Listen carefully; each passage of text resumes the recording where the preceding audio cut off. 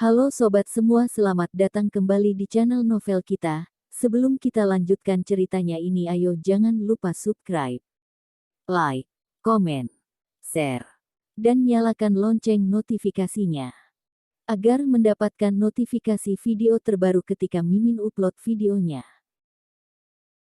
Dr. Stranger Thomas Kin, bab 453, dukungan Vivin. Dia hanya berdiri di sana sambil menyentuh wajahnya tanpa bergerak sedikit pun, bahkan dia tidak berani bersuara. Hernando Sue mendengus dan langsung pergi begitu merasa tidak seru. Gadis rubah sudah tidak dapat menahan rasa malunya, dia pun bergegas mematikan ponselnya. Ini pertama kalinya dia ditampar ketika siaran sedang berlangsung. Masalah gadis rubah ini menjadi sangat menghebohkan. Bahkan berita mengenai dia berhasil menjadi berita di halaman pertama. Meskipun dia tidak melakukan siaran langsung, akan tetapi ketenaran dia pun meningkat. Peristiwa ini tidak berbeda jauh dengan kejadian Angelin Wang yang sebelumnya, di mana suara penonton sangat tinggi. Tetapi yang berbeda adalah Angelin Wang menjadi berita pada halaman utama karena semua orang menyukai dia. Sedangkan gadis rubah menjadi berita pada halaman utama itu karena dimarahi oleh para penonton. Dia akhirnya terkenal seperti yang diharapkan, akan tetapi karena hal seperti ini. Begitu para petinggi platform HUYU melihat hal ini, mereka pun bergegas mematikan akun gadis rubah. Hal selanjutnya yang akan dia hadapi adalah biaya pelanggaran kontrak. Angelin Wang tidak mengikuti hal seperti ini, melainkan terus memasak dengan serius, dia pun menjadi semakin terkenal.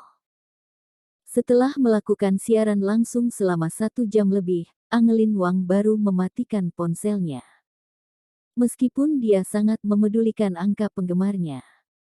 Akan tetapi dia bisa menaiki kapal pesiar pada kali ini karena membuat janji dengan Thomas Kin, tidak mungkin dia terus-menerus melakukan siaran langsung. Setelah mematikan ponselnya, mereka berdua pun bersenang-senang di atas kapal dalam waktu yang cukup lama dan pada akhirnya kegiatan tamasya mereka pun berakhir.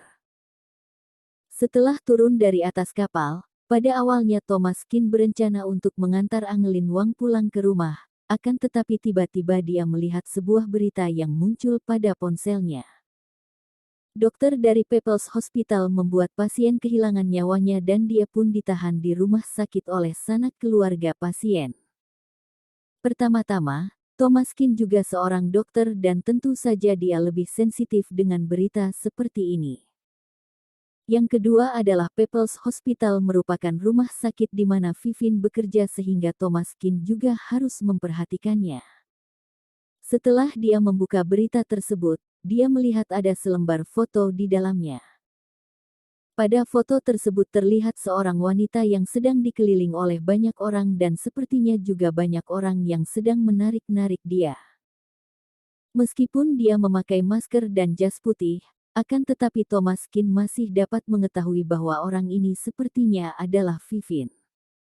Thomas Kin mengerutkan keningnya dan berkata, "Angelin, kamu pulang terlebih dahulu saja. Sepertinya terjadi sesuatu pada adik sepupuku dan aku harus pergi ke rumah sakit." "Baik Kak Thomas, hati-hati di jalan." Thomas Kin meminta Hernando Sue untuk mengatur sebuah mobil untuk mengantar Angelin Wang pulang ke rumah. Sedangkan Thomas Kin mengendarai mobil pribadinya untuk pergi ke People's Hospital. Pada saat ini seluruh People's Hospital sudah dikelilingi oleh banyak orang. Di luar sana terdapat banyak reporter bahkan polisi. Beberapa mobil mewah berhenti di depan gerbang rumah sakit untuk memboikot jalan keluar masuk rumah sakit. Mobil Mercedes-Benz itu berada di atas tangga untuk menutupi pintu keluar rumah sakit. Kelihatannya sanak keluarga pasien yang menghentikan mobil tersebut di sana. Panggil dokter wanita itu keluar. Jika dia ada nyali menghilangkan nyawa orang, mengapa dia tidak memiliki nyali untuk mengaku kesalahannya di sini? Kalian jangan berharap dapat hidup dengan tenang setelah kakakku meninggal. Para reporter mohon kalian melihat rumah sakit ini, di dalam rumah sakit ini semuanya adalah dokter gadungan. Siapa yang memberikan kalian keberanian untuk berbuat seperti itu? Keluar! Keluar! Entah mereka semua adalah sanak keluarga atau orang yang dicari oleh sanak keluarga untuk membuat onar. Lagi pula keadaan seperti sekarang ini, sudah pasti tidak ada orang yang bisa keluar dan masuk ke rumah sakit ini. Para polisi yang di luar pun juga hanya dapat berdiam diri, mereka tidak berani bertindak gegabah karena pada saat ini sanak keluarga pasien dalam keadaan emosional. Thomaskin mengerutkan keningnya dan berjalan ke sisi samping rumah sakit dan memanjat jendela untuk naik ke lantai 2. Lalu dia pun masuk melalui jendela yang ada di kamar mandi. Pada saat ini Vivin masih saja sibuk di dalam ruangan operasi. Beberapa orang ahli pun mengelilingi bangsal sambil menunjukkan ekspresi sedih. Vivin, kamu jangan menghabiskan tenagamu lagi, pasien sudah tidak tertolong. Seorang pria paruh baya sedang berbaring di atas ranjang dalam keadaan sekarat. Dr. Stranger Thomaskin, bab 454 Rumah Sakit Khusus Gigi. Wajah Vivin memucat. Akan tetapi dia masih saja melakukan CPR kepada pasien, akan tetapi tidak memiliki pengaruh sama sekali. Mata Vivin memerah dan dia merasa sangat panik. Hal ini bukan hanya sebatas tanggung jawab, melainkan juga karena dia sangat enggan melihat sebuah nyawa menghilang begitu saja di depan matanya. Ketua pimpinan yang berada di samping pun mendengus, Dr. Lin, kemana saja kamu selama ini? Sejak awal sudah seharusnya kamu membawa dia ke rumah sakit kami. Lihatlah kejadian seperti sekarang ini, aku beritahu kalian, aku sama sekali tidak menyentuh pasien ini dan semua tanggung jawab ada pada diri kalian. Di dalam dunia kedokteran, gigi merupakan sebuah mata pelajaran tersendiri yang disandingkan dengan pengobatan barat dan pengobatan China. Jadi untuk gigi sendiri pun memiliki rumah sakit tersendirinya. Dulu ketika berada di rumah sakit Vivin berada, pasien ini terus mengatakan bahwa lehernya terasa sangat sakit, begitu juga dengan dadanya. Akan tetapi tidak tahu apa penyebab dari rasa sakit tersebut dan perawat pun mengatur dia untuk melakukan CT scan terlebih dahulu. Setelah Vivin memeriksanya, dia menemukan bahwa penyakit yang pasien miliki adalah nekrosis saraf di rongga mulut yang melibatkan leher dan dada. Setelah berhasil menemukan penyebab terakhir, seharusnya dia sudah memiliki cara pengobatan yang cocok untuknya.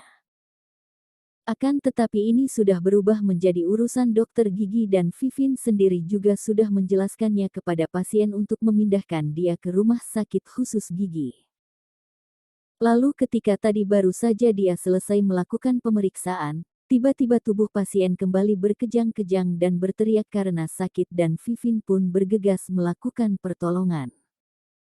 Pasien itu mengeluarkan sebuah obat dari kantongnya dan memberitahu Vivin bahwa setiap kali dia merasa sakit dia selalu meminum obat ini.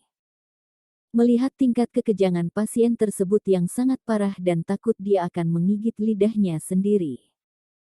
Vivin pun segera memasukkan satu buah obat tersebut kepada dia. Jika melihat bentuk luar obat tersebut, seharusnya itu adalah obat pereda rasa nyeri. Akan tetapi setelah pasien meminum obat tersebut, pasien tersebut langsung jatuh pingsan dan terjadi kejangan yang singkat. Vivin pun baru menyadari bahwa dia sudah membuat sebuah kesalahan dan dia pun bergegas mengantar pasien tersebut ke rumah sakit sebelah. Akan tetapi sudah terlalu telat begitu mengantar dia ke sana. Meskipun rumah sakit khusus di bidang gigi dapat mengurusi masalah saraf gigi, akan tetapi dia tidak dapat mengurusi masalah kejangan pasien. Sedangkan Vivin adalah dokter bagian dalam dan tidak mungkin dapat menyelamatkan dia bila melakukan tindakan CPR seperti biasanya. Karena masalah pada rongga mulut belum terselesaikan sehingga dia tentu tidak dapat siuman. Lalu sanak keluarga pasien pun datang dan begitu mendengar para dokter tidak tahu harus berbuat apa, mereka pun mulai membuat onar dan menamparkan Vivin. Hingga pada saat ini pada wajah Vivin masih terlihat bekas 5 jari. Akan tetapi dia tidak peduli akan hal tersebut karena dia memang memiliki tanggung jawab atas kejadian ini dan pada saat ini yang paling penting adalah menyelamatkan pasien. Ketua Pimpinan Zong, masalah ini tidak bisa hanya menyalahkan aku seorang saja, tentu saja aku harus menolong dia ketika pasien jatuh pingsan. Ketua Pimpinan Zong mendengus, kamu boleh melakukan pertolongan kepada dia. Akan tetapi apakah kamu tahu obat apa yang kamu berikan padanya? Vivin berkata, itu pasien sendiri yang ingin memakannya. Ketua Pimpinan Zong mendengus, Dr. Lin, kamu adalah dokter sedangkan dia adalah pasien. Apakah harus pasien yang memberitahu kamu untuk memakan obat apa? Vivin menggertakkan giginya, dia tidak tahu Haus membalas apa. Pada saat itu tentu saja dokter-dokter yang baik kan berbuat seperti itu, bagaimana mungkin ada orang yang masih memikirkan tanggung jawab di saat sedang menyelamatkan nyawa seseorang. Ketua Pimpinan Zong, aku sudah sangat segera mengantar dia ke tempat kalian, lalu mengapa kalian tidak mengambil tindakan? Ketua Pimpinan Zong menggelengkan kepalanya, Dr. Lin, Anda tidak boleh mengatakan Anda mengantarnya dengan secepat mungkin. Anda mengantarnya setelah pasien mengalami kejang-kejang. Lagi pula kami adalah rumah sakit khusus gigi, aku dapat mengurusi masalah pada bagian dalam mulut. Akan tetapi saat ini kamu lihat saja, pasien saja tidak membuka mulutnya, tentu saja kami tidak memiliki cara. Bersambung.